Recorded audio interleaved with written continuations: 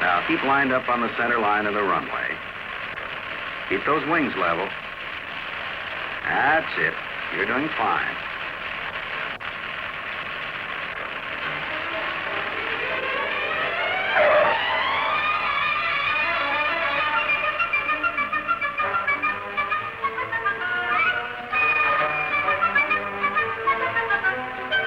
Well, we did land a little hard that time. Maybe it'd help if you understood better just how air affects a landing airplane. In other words, let's bone up on basic aerodynamics. It's important that you know how an airplane flies. Many accidents are caused by lack of understanding basic aerodynamics. That's why we have ground school, to get pilots to understand the fundamentals of aerodynamics and make our flight training hours more effective. It's all concerned with answering the question, how do airplanes fly? From a pilot's viewpoint, the aerodynamics we need to know is relatively simple.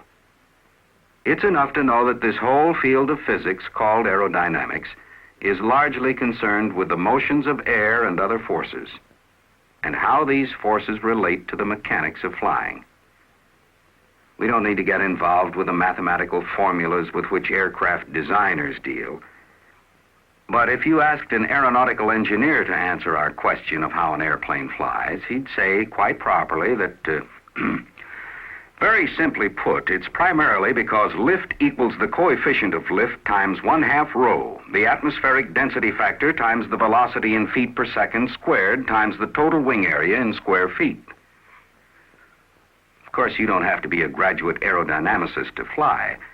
But you do need to know some of the principles of flight theory which will apply to any aircraft you fly. It's much the same thing as knowing what a road is and how a car is operated in order to become an accomplished driver. But unlike a road, the motion of air is hard to visualize. Perhaps that's one of the reasons why aerodynamics seems difficult at first. Air, of course, is simply a mixture of gases.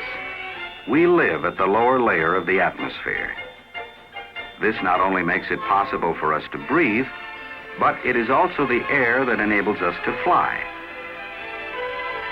All we really need to know about air right now is that it has substance, that it is denser near the Earth and gets thinner at higher altitudes. Thus, it exerts force when it moves.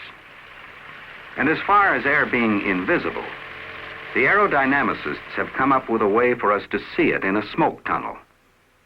It's done by drawing streams of smoke into the air. If we can see the air, then perhaps it will help us answer our beginning question: how do airplanes fly? We'll start with a double-winged model in the airflow. The action of the air between the wings will demonstrate a basic principle of aerodynamics. Now, by animation, let's study the airflow in greater detail. First, note that its pattern suggests it is passing through a tube-shaped device. Next, notice that the entrance and exit of the device are the same size. We can measure the openings and find that the ends are each 10 square inches. The middle part is squeezed, creating a throat of 5 square inches. Now, if we direct smoke lines through the device, its pattern will show that something happens to the air where it goes through the narrowed part. What we find is that when the airspeed is 100 miles an hour at the entrance of the device, it is also 100 miles an hour at the exit. Yet at the same time, the speed at the narrow part is considerably higher. It can easily be understood, therefore, that the air increases in speed as it passes through the smaller opening. But the interesting thing is that in order for the air to go at the faster speed through the narrow part, something has to balance this change in velocity, this speed difference. What changes is the air pressure in the narrow part. This pressure is significantly lower than the pressure at either end. But what does this have to do with flying? If we cut the model in half, we would have a profile similar to an aircraft wing section called an airfoil. You can see how helpful it would be to lower the pressure over a wing. Why? so that the comparatively higher pressure under the wing would push or lift it into the area of lower pressure above the wing. That's part of how an airplane flies. Some of today's wings have what is called a symmetrical airfoil, with the same curvature on both sides. In level flight, this design will tend to equalize the pressure on the top and bottom of the airfoil. But watch what happens to the airflow when we incline the airfoil a few degrees. We have caused a low pressure on top of the wing. This creates a pressure difference between the top and bottom, giving us lift.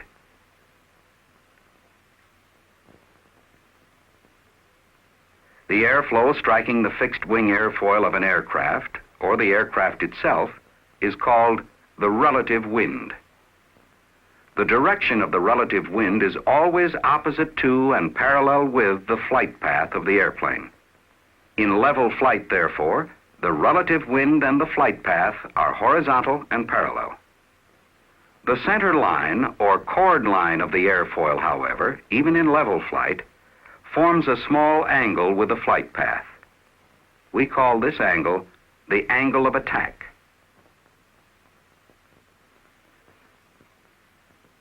We have given it the symbol alpha. What happens when we increase the angle of attack? When we increase alpha, we increase the pressure difference. This creates more lift. But there's a limit on the lift. See what happens to our smooth flow when we increase the angle of attack further. This is where the stall begins. If the alpha angle is increased even more, lift will decrease rapidly until there is total stall, with a great loss of lift, and turbulence so great it may buffet the airfoil.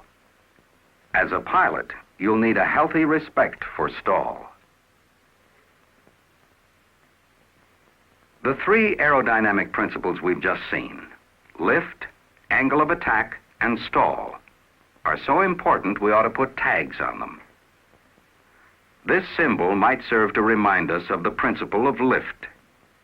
Lift is the flying principle that, as air is accelerated over an airfoil, it reduces pressure and thus overcomes weight. Let's tag angle of attack with an angle and the Greek letter alpha. As you recall, alpha is simply the angle formed between the relative wind and the chord line of the airfoil. But its importance is in the fact that even small variations affect the amount of lift. Stall might be represented this way, with emphasis on the fact that the air flowing over the top of the airfoil ceases to follow the upper curved surface and breaks away in eddies of air. Stall, of course, is the result of an alpha so great that the air can no longer flow smoothly over the curved top surface of the wing. Stall for many airfoils begins at about 15 degrees. Why all this talk about airfoils? Well, as we've said, wings are airfoils. But note the other airfoil shapes: the vertical tail, the horizontal tail, even the propeller, and in a sense the fuselage itself. All are aerodynamic shapes. The design of an aircraft is determined by a careful consideration of many aerodynamic shapes and how they totally respond to the principles of lift, angle of attack, and stall. And because these airfoils are so important aerodynamically, let's get to know their language. To begin with, they have a rounded leading edge and a pointed trailing edge. The center line from the center of the leading edge to the point of the trailing edge is called the chord line. We also speak of camber of an airfoil. Camber refers to curvature. We've spoken of the forces of lift, angle of attack, and stall that work on an airfoil. But there are two others. First, we need a force to make the plane go forward and create the relative wind. This is called thrust. Since thrust is another of the major aerodynamic forces, we'll tag it with a symbol representing a propeller and an arrow. Thrust is generated by an engine which exerts the force to move the aircraft forward. Aerodynamically, the airfoils of the propeller blades form lift or low pressure in front of the blades, pulling the propeller forward. But what about thrust in the case of jets? The exhaust gases and air are pushed out of the exhaust with such tremendous action that the balancing reaction thrusts the aircraft forward.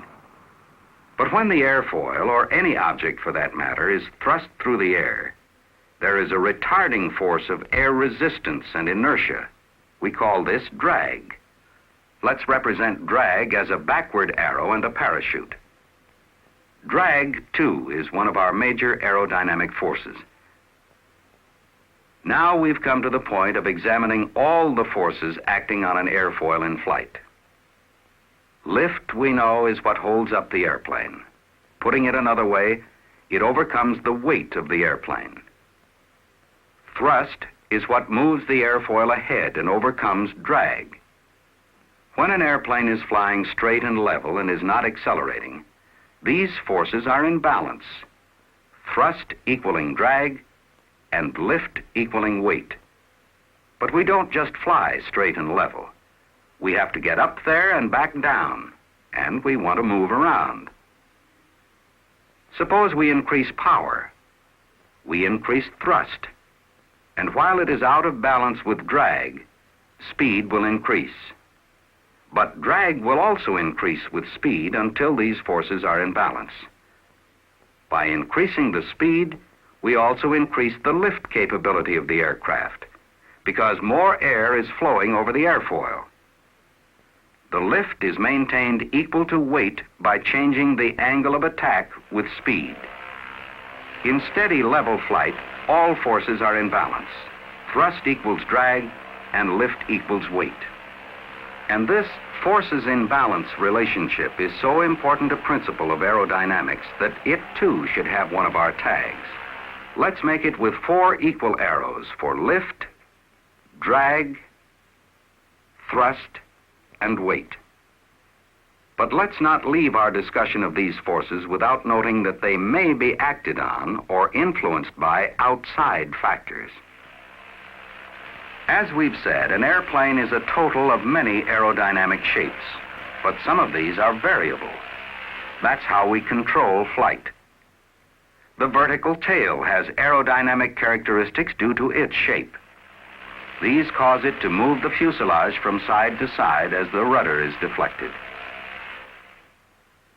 This smoke tunnel model shows how control surfaces work. When the hinged surface is moved away from the streamline position, we increase camber. This gives us a controlled pressure difference which produces a desired force. Elevators are hinged surfaces connected to the horizontal stabilizer. They work in the same way as the rudder. Moving the elevators varies the angle of attack of the airplane. This small control surface is called a trim tab, and it is an aerodynamic device used to ease the pressure on pilot controls by creating enough lift in the segment to hold the control surface in position aerodynamically. Ailerons, too, are movable surfaces. They are placed outboard toward the wingtips. As they are moved, they vary the airfoil, increasing the lifting force on one wing while decreasing the lifting force on the other. In some aircraft, there are other devices to vary the aerodynamics of the wing. Most of these are high lift devices, such as flaps, which reduce the stall speed during landing and takeoff. Perhaps you'd like to see the aerodynamic results of the total airplane in the smoke tunnel. Starting at the midline of the fuselage, we slowly move the smoke lines. Note how the shadow of the smoke line moves across the top of the wing. You can see how the airflow is affected by the plane structure. If you look closely, you can see how increasing alpha increases the lift. But what happens to the total aerodynamics when we increase alpha beyond that recommended? You guessed it, stall. Curiously, many inexperienced pilots tend to attempt to raise the nose of the stalled aircraft because of the sensation of falling, which of course increases the angle of attack and brings on deeper stall. What must be done to recover from stall is to lower the angle of attack and make the aircraft fly again by putting all the forces in balance. Let's watch the stall develop from above this airfoil. Note that the stall begins, at least on this shape wing, near the fuselage. This is due to the wing twist, or washout as it is called. The pilot would begin to feel the effects of stall before it reaches the control surfaces. But if he didn't heed this warning, or a properly working stall warning horn, the turbulence would work its way out until the entire wing is stalled. While we're looking at the top of a wing's aerodynamics, note that air from under the wing tip tends to work outward and toward the top of the wing as it leaves the airfoil. At the same time, the air above the wing is deflected downward. The air mass tries to balance itself. This is of considerable consequence because it sets up violent whirlpools of air called vortices, and one of these disturbances could last for as much as several minutes in the air. A vortex like this one is an invisible hazard, especially around busy airports where large, heavy aircraft form them during takeoff and landing. They are the reason we always try to avoid the known paths of large, heavy, arriving and departing aircraft. Flight maneuvers create factors for the pilot to consider. For example, an airplane in a tight turn adds impressive centrifugal forces. The forces are out of balance in such attitudes, and the pilot must adjust to them accordingly. Turbulence, too, is an outside factor seriously affecting the aircraft's aerodynamics. But these are whole subjects in themselves and should be reviewed extensively by pilots as part of their continuing self-training. What we have seen is, of course, by no means the complete aerodynamic story. It's only a beginning to be added to by experience and reviewed throughout a pilot's flying career. The better a pilot understands the basic aerodynamics of flying, the safer he will be able to fly. And knowing how airplanes fly is essential to the skill and enjoyment of flying.